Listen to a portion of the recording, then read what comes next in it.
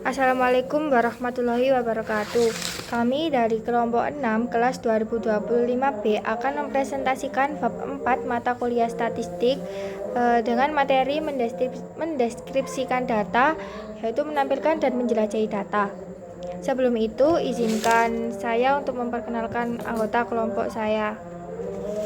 Yang pertama yaitu ada Nadia Azara, yang kedua saya yaitu Sarah Dunavianti, yang ketiga Dova Tristan Abi, yang keempat Malva Bella Hapsari, yang kelima Amelia Metanoia. Selanjutnya yaitu tujuan dari materi ini. Yang pertama yaitu untuk mengembangkan dan menafsirkan diagram titik. Yang kedua untuk mengembangkan dan menafsirkan tampilan batang dan daun. Yang ketiga untuk menghitung dan memahami kuartil, desil, dan persentil. Yang keempat yaitu untuk membuat dan menafsirkan diagram kotak. Dan yang kelima yaitu hitung dan memahami koefisien kemiringan. Yang keenam yaitu untuk menggambarkan dan mentafsirkan diagram sebaran. Yang terakhir yaitu untuk membuat dan menafsirkan tabel kontingensi. Masuk yang pertama yaitu diagram titik. Diagram titik ini untuk mengelompokkan data sesedikit mungkin dan identitas suatu observasi individual tidak hilang. Untuk mengembangkan diagram titik ini, setiap pengamatan cukup ditampilkan sebagai titik di sepanjang garis bilangan horizontal yang menunjukkan kemungkinan nilai dan data. Jadi diagram titik ini itu digunakan untuk menampilkan data dalam bentuk titik-titik di sepanjang garis bilangan horizontal. Selanjutnya yaitu jika ada pengamatan yang identik atau pengamatannya terlalu dekat untuk ditampilkan secara individual, titik-titik akan ditumpuk di atas satu sama lain. Jadi setiap data digambarkan dengan satu titik. Kalau ada data yang sama, maka titiknya itu ditumpuk di atasnya. Kelebihan dari diagram titik ini yaitu data aslinya itu tetap terlihat, tidak hilang dalam pengelompokan. Selanjutnya yaitu contoh diagram titik. Gambar ini itu menampilkan data penjualan mobil selama 24 bulan di dua dealer, yaitu di dealer pertama Smith Ford Mercury Jeep, penjualannya itu berkisaran antara 23 sampai 39 mobil, dan di Brokby Honda Volkswagen penjualan ini lebih tinggi, di antaranya yaitu dari 26 hingga 44 mobil. Data ini nantinya akan ditampilkan dalam diagram titik atau dot plot agar lebih mudah dilihat sebarannya. Nah, pada gambar kedua ini yaitu plot titik atau contoh Minitab. Gambar ini adalah hasil dari olahan data ke dalam plot titik menggunakan software Minitab. Pada grafik terlihat ada dua baris ya. Baris atas yaitu dari Smith dan baris bawahnya itu dari Brokby. Jadi kita bisa lihatnya itu misalnya di angka 23 itu kan ada satu titik di Smith, itu berarti angka 23 itu munculnya satu kali di data Smith itu. Terus misal contoh lagi itu di data nomor 30. Nah, di data nomor 30 ini di data Brokby itu munculnya dua kali sehingga ditulis itu titiknya dua kali. Terus di data yang Smith itu angka 30 juga muncul dua kali, jadi ditulis di garis horizontalnya itu titiknya dua kali. Pada garis Smith atau baris Smith itu titiknya terkumpul di antara angka 28 hingga 39. Artinya itu penjualannya cenderung stabil di kisaran itu, dan baris bawahnya yaitu Brokby itu titik-titiknya lebih menyebar dari angka 30 hingga angka 44. Artinya penjualan ini lebih tinggi dan bervariasi. Jadi statistik ringkasan di samping ini menunjukkan data dari dealer Smith itu memiliki rata-rata 31, 29 dan medianya 32. Minimum nilai minimumnya itu 28 dan maksimumnya 39. Di data Brokby itu rata-ratanya 35,03 dan medianya itu di 36 dan minimumnya itu di 26 dan maksimalnya itu di 44. Assalamualaikum warahmatullahi wabarakatuh. Mohon izin Prof. Pujiono, perkenalkan, nama saya Amelia Metanusyantoro dari kelas 2025B dengan NIM belakang 037. Pada kesempatan kali ini, saya akan melanjutkan presentasi dari rekan saya, yaitu mengenai contoh batang dan daun. Untuk contoh dan batang dan daun dapat kita lihat di slide atau di PPT-nya bahwa ada soal yaitu 7 observasi dalam kelas yaitu antara 90 sampai dengan 100 dengan nilai 96, 94, 93, 94, 95, 96, dan 97. Dengan demikian dapat kita jawab yaitu nilai STEM, di mana nilai STEM merupakan digit terdepan dalam soal. Nah, dalam soal digit terdepan adalah angka 9. Kemudian dapat kita lanjutkan dengan mencatat daun, di mana daun merupakan digit terakhirnya. Stem ditempatkan di sebelah kiri garis vertikal dan nilai daun di sebelah kanan, sehingga dapat kita lihat bahwa nilai dalam kelas 90 hingga 100 akan muncul sebagai 9 berada di sebelah kiri, lalu dibatasi dengan garis vertikal, kemudian dilanjutkan dengan nilainya atau daunnya, yaitu 6, 4, 3, 4, 5, 6, dan 7. Kemudian setelah kita menaruh stem dan daunnya, dapat kita urutkan dari nilai-nilai terkecilnya, sehingga baris kedua tampilan batang dan daun akan tampak seperti berikut, yaitu 9 di sebelah kiri, lalu dibatasi dengan garis vertikal, dilanjutkan dengan nilai terkecilnya yaitu angka 3, dilanjutkan dengan 4 lalu 4, karena 4 memiliki kuantitas 2, dilanjutkan dengan 5, dilanjutkan dengan 6 karena 6 memiliki kuantitas 2 sehingga ditulis 2 kali, dan yang terakhir 7, sehingga nilai daunnya dapat kita lihat tersusun dari urutan terkecil hingga terbesar. Next, terdapat batang dan daun contoh lainnya.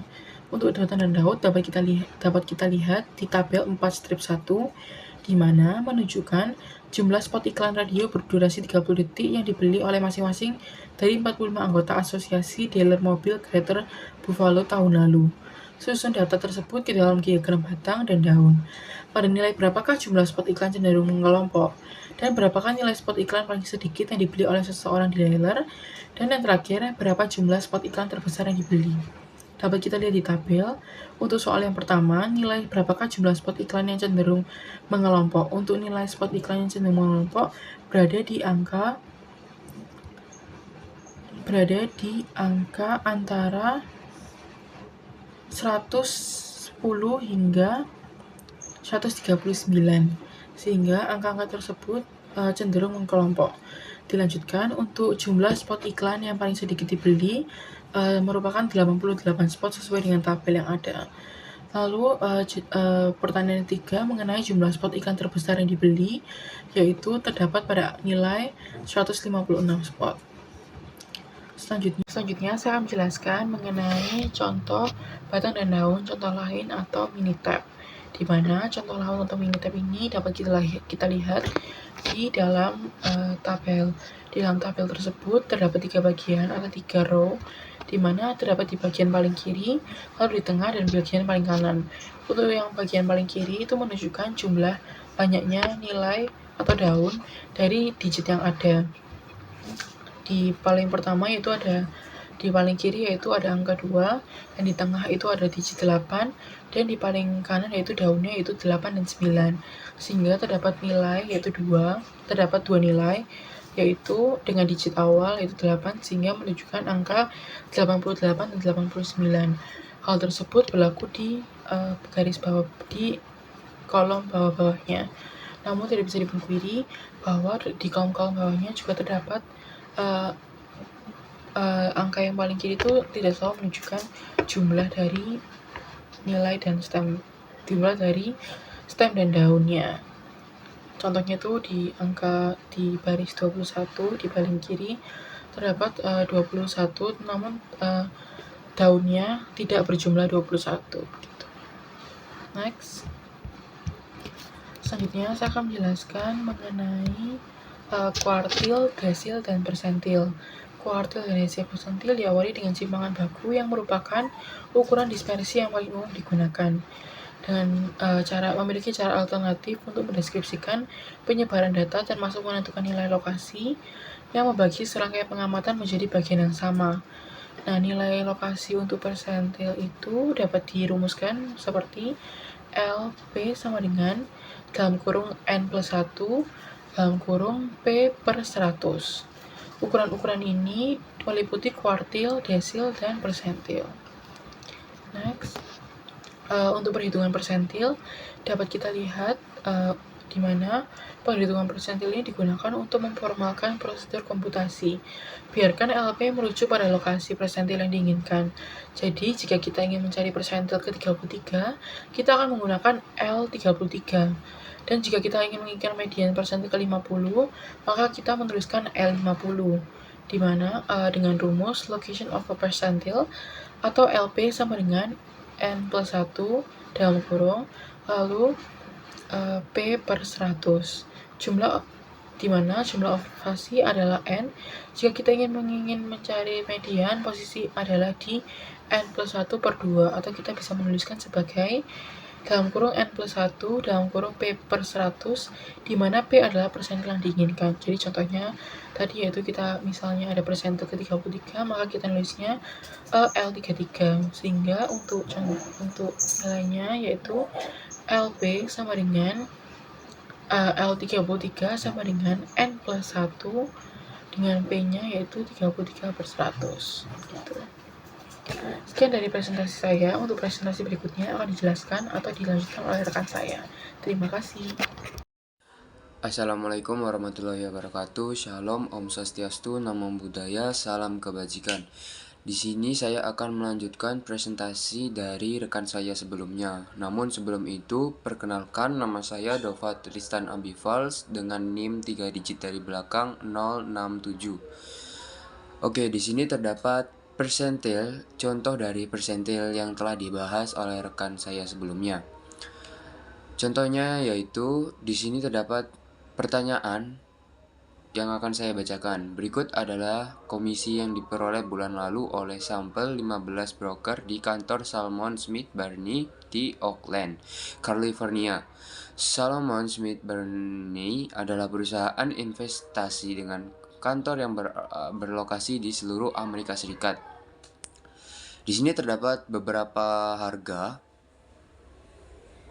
dan dari pertanyaan ini disuruh untuk menentukan median kuartil pertama dan kuartil ketiga untuk komisi yang diperoleh. Untuk menjawab soal yang telah saya bacakan tadi, langkah yang pertama yang harus kita lakukan yaitu atur data dari nilai terendah hingga nilai yang terbesar. Kita bisa urutkan dari yang terendah yaitu $1.460, $1.471, $1.637, dan $1.721, dan seterusnya sampai $2.406. Untuk langkah yang kedua, kita bisa menghitung kuartil pertama dan ketiga. Nah, kuartil pertama yaitu L25 dan L75 menggunakan cara LP sama dengan N plus 1 P per 100. Jadi langsung kita masukkan saja total dari pendapatan yang telah kita urutkan yaitu 15. Jadi 15 ditambah 1, 25 dari yang soal per 100 sama dengan 4. Lanjut, yang L75 sama dengan 15 dari total pendapatan yang telah kita urutkan tadi, tambah 1, 75 per 100 sama dengan 12. Jadi, L25 itu sama dengan $1.721 dikarenakan $1.721 itu terdapat pada urutan keempat dari data yang telah kita urutkan sebelumnya, dan L75 sama dengan $2.205, yang dimana $2.205 data ke-12 dari data yang telah kita urutkan sebelumnya. Untuk slide selanjutnya terdapat contoh Minitab dari persentil. Di sini kita bisa lihat terdapat diagram batang dari contoh atau Minitab dari persentil. Untuk slide selanjutnya terdapat contoh Excel dari persentil, bisa kita lihat sama-sama di layar. Nah, di slide selanjutnya ini terdapat contoh dari box plot. Di sini terdapat satu pertanyaan yang akan saya bacakan soalnya. Pizzanya Alexander menawarkan pengiriman pizza gratis dalam radius 24 km. Alex, pemiliknya, ingin informasi tentang waktu pengiriman. Dia berapa lama waktu pengiriman biasanya? Dalam rentang waktu berapa sebagian besar pengiriman akan selesai? Untuk sampel 20 pengiriman, ia menentukan informasi berikut. Yang dimana nilai minimum sama dengan 13 menit, Q pertama sama dengan 15 menit, median sama dengan 18 menit, Q ketiga sama dengan 22 menit, dan yang terakhir nilai maksimum sama dengan 30 menit. Lalu, buatlah diagram kotak untuk waktu pengiriman. Kesimpulan apa yang bisa Anda buat tentang waktu pengiriman tersebut? Lanjut, saya akan membahas serta menyimpulkan dari jawaban dari soal yang telah saya bacakan tadi. Jadi, waktu pengiriman tipikal berada di sekitar 18 menit atau median, yang artinya setengah dari pesanan diantar kurang dari 18 menit, dan setengahnya lagi lebih dari 18 menit. Untuk selanjutnya, sebagian besar pengiriman atau 50% berada dalam rentang 15 menit sampai 25 menit antara kuartal 1 dan kuartal 3. Jadi mayoritas pesanan bisa sampai dalam waktu tersebut. Dan selanjutnya, waktu tercepat yang tercatat adalah 13 menit. Sedangkan ini menunjukkan ada beberapa kasus pengiriman yang cukup lama dibanding mayoritas. Secara umum, distribusi pengiriman cenderung merata dan tidak ada outlier ekstrim, meskipun selisih antara waktu maksimum 30 menit dengan kuartal 3 yang dimana 22 menit. Agak jauh, menunjukkan ada beberapa pengiriman yang lebih lama dari biasanya. Jadi, pengiriman pizza rata-rata cukup cepat dan konsisten, dengan kebanyakan pesanan sampai dalam 15-22 menit, sesuai janji layanan dalam radius 50 miles. Sekian, terima kasih. Presentasi selanjutnya akan dilanjutkan oleh rekan saya. Assalamualaikum warahmatullahi wabarakatuh. Perkenalkan, saya Malva Belapsari dengan nomor NIM 3 digit terakhir 069. Di sini saya akan menjelaskan box plot menggunakan Minitab, di mana slide ini menjelaskan cara membuat diagram kotak atau box plot menggunakan software Minitab. Data yang digunakan adalah data Widner Autoplex dari tabel 2.4. Tujuannya adalah untuk melihat distribusi harga jual kendaraan. Diagram kotak ini membantu kita memahami bagaimana harga-harga tersebut tersebar dan apakah ada nilai-nilai yang outlier atau menyimpang. Dari box plot, kita dapat menyimpulkan informasi seperti median, rentang, kuartil, serta keberadaan penyimpangannya. Lalu, slide selanjutnya membahas tentang kecondongan atau skewness dari data. Kecondongan berkaitan dengan bentuk distribusi data, apakah simetris, condong positif, condong negatif, ataukah bimodal. Ukuran lokasi pusat seperti rata-rata, median, dan modus, serta ukuran penyebaran seperti rentang dan deviasi standar telah dipelajari sebelumnya. Kecondongan ini menunjukkan apakah data lebih banyak terkonsentrasi di sisi kanan atau sisi kiri. Macam-macam kecondongan yang biasa diamati adalah yang pertama adalah simetris, di mana datanya merata di kedua sisi. Yang kedua adalah condong positif, yaitu ekor distribusi ke arah nilai besar. Yang ketiga adalah condong negatif, adalah ekor distribusi ke arah nilai kecil. Yang keempat adalah bimodal, di mana ada dua puncak distribusi. Lalu, slide selanjutnya akan membahas kemiringan. Rumus untuk komputasi, di mana cara menghitung koefisien kemiringan. Koefisien kemiringan bisa bernilai antara min 3 hingga 3. Nilai mendekati min 3, misalnya min 2,57, menunjukkan kemiringan negatif yang besar. Nilai sekitar 1,63 menunjukkan kemiringan positif sedang. Nilai 0 berarti distribusi simetris atau rata-rata dan median sama, sehingga tidak ada kemiringan. Lalu bawahnya ada rumus untuk menghitungnya. Lalu di sini saya akan menjelaskan bentuk umum distribusi data yang sering diamati dalam statistik. Yang pertama adalah distribusi simetris. Contohnya adalah usia, di mana rata-rata dan median berada di tengah dan distribusi berbentuk lonceng simetris. Yang kedua, distribusi positively skewed, miring ke kanan. Contohnya adalah gaji bulanan, di mana sebagian besar data terletak di kiri dengan ekor panjang di kanan, sehingga rata-rata lebih besar dari median. Yang ketiga adalah distribusi negatively skewed, miring ke kiri. Contohnya adalah skor tes, di mana sebagian besar data terletak di kanan dengan ekor panjang di kiri, sehingga rata-rata lebih kecil dari median. Distribusi bimodal, distribusi dengan dua puncak. Contohnya diameter luar menunjukkan dua kelompok data yang berbeda. Selanjutnya saya akan menjelaskan tentang contoh kemiringan. Terdapat laba bersaham untuk sampel 15 perusahaan perangkat lunak pada tahun 2005. Laba bersaham diurutkan dari terkecil hingga terbesar, di mana yang terkecil adalah 0,09, sedangkan yang terbesar adalah 16,40. Hitunglah rata-rata, median, dan simpangan baku. Tentukan koefisien kemiringan menggunakan estimasi Pearson. Apakah kesimpulan Anda mengenai bentuk distribusi tersebut? Lalu di sini saya akan menjelaskan berisi jawaban dari soal sebelumnya. Di situ terdapat X bar yaitu 4,95 dan koefisien 5,22, sedangkan koefisien Pearson menjadi 1017. Di sini saya akan menjelaskan tentang contoh Minitab.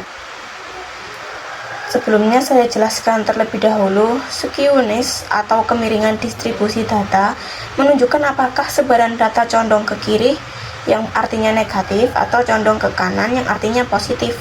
Gambar ini menunjukkan hasil analisa data menggunakan perangkat lunak Minitab, meliputi histogram, ringkasan statistik seperti mean, median, standar deviasi, dan nilai skewness, di mana nilai skewness yang tampil memberikan gambaran apakah data simetris atau miring ke salah satu sisi. Sekian dari saya. Wassalamualaikum warahmatullahi wabarakatuh. Perkenalkan, nama saya Nadia Azhara Khalifi dengan NIM 3 digit terakhir 095. Di sini saya akan menjelaskan hubungan antara dua variabel. Untuk menentukan hubungan antara dua variabel, kita memerlukan teknik diagram sebaran. Untuk menggambarnya, kita membutuhkan dua variabel, di mana salah satu variabel kita skalakan di sepanjang sumbu horizontal atau biasa disebut sumbu X, dan variabel lainnya sepanjang sumbu vertikal atau biasa disebut sumbu Y. Di sini ada contoh diagram sebar. Yang pertama, ada hubungan antara usia bus dan biaya perawatan. Yang kedua, ada tinggi badan versus gaji. Dan yang ketiga, ada hubungan harga lelang versus odometer. Dalam pendahuluan bab 2 dulu telah disajikan data dari Auto USA. Dalam hal ini, informasi tersebut berkaitan dengan harga 80 kendaraan yang terjual bulan lalu di lokasi Whitner Autoplex di Rayton, Missouri. Data yang ditampilkan mencakup harga jual kendaraan serta usia pembeli. Pertanyaannya, apakah ada hubungan antara harga jual kendaraan dan usia pembeli? Apakah masuk akal untuk menyimpulkan bahwa kendaraan yang lebih mahal dibeli oleh pembeli yang lebih tua? Jawabannya ada hubungannya dan masuk akal, karena pembeli yang lebih tua umumnya memiliki gaji yang lebih tinggi dan cukup dewasa daripada pembeli yang usianya masih muda. Dan ini adalah contoh penerapan diagram sebar di aplikasi Excel. Tabel kontingensi. Diagram sebar mengharuskan kedua variabel setidaknya berskala interval. Lalu, bagaimana jika kita ingin mempelajari hubungan antara dua variabel ketika salah satu atau keduanya bersifat nominal atau ordinal? Dalam hal ini, kita menghitung hasilnya dalam tabel kontingensi. Di sini ada sebuah contoh tabel kontingensi. Sebuah produsen jendela prarakitan memproduksi 50 jendela kemarin. Pagi ini, inspektur jaminan kualitas meninjau setiap jendela untuk semua aspek kualitas. Setiap jendela diklasifikasikan sebagai dapat diterima atau tidak dapat diterima. dan berdasarkan shift produksinya. Oleh karena itu, kami melaporkan dua variabel pada satu produk. Kedua variabel tersebut adalah shift produksi dan kualitas. Hasilnya dilaporkan dalam tabel berikut. Di variabel shift ada shift pagi, shift siang, dan shift malam. Di variabel kualitas ada yang tidak dapat diterima atau rusak dan yang dapat diterima. Di shift pagi, produk yang tidak dapat diterima sebanyak 3 produk, sementara yang dapat diterima ada 17 produk. Total di shift pagi ada 20 produk. Di shift siang, produk yang tidak dapat diterima ada 2 produk, sementara produk yang dapat diterima ada 13 produk. Jumlah total produk di shift siang ada 15 produk. Di shift malam, yang tidak dapat diterima ada 1 produk, sementara yang dapat diterima ada 14 produk. Totalnya di shift malam ada 15 produk. Total dari keseluruhan produk yang tidak dapat diterima ada 6 produk, sementara produk yang dapat diterima ada 44 produk, sehingga jika ditotal ada 50 produk dalam produksi tersebut. Sekian presentasi dari kelompok kami. Apabila ada kurang lebihnya mohon maaf. Wassalamualaikum warahmatullahi wabarakatuh.